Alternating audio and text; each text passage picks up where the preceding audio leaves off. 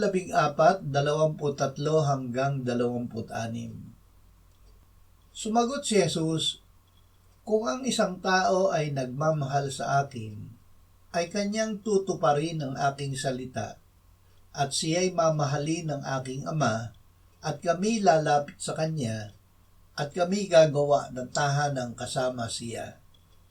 Ang hindi nagmamahal sa akin ay hindi tumutupad ng aking mga salita, at ang salitang inyong narinig ay hindi akin, kundi sa Amang nagsugo sa akin.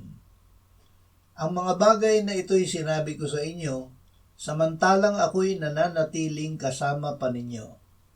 Subalit ang mga aliw, ang Espiritu Santo na susuguin ng Ama sa aking pangalan, siya ang magtuturo sa inyo ng lahat ng mga bagay at magpapaalala sa inyo ng lahat ng aking sinabi sa inyo." Nasa salita ang kapangyarihan. Ang pakikinig ng salita ng Diyos ay nagbubunga ng pananampalataya sa Diyos.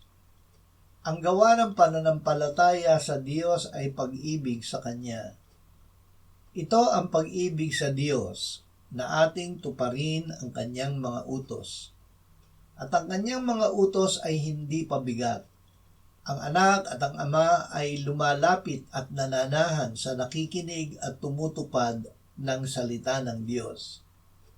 Hindi pabigat ang mga utos ng Diyos dahil ang kapangyarihan ng Diyos ay nasa Kanyang salita.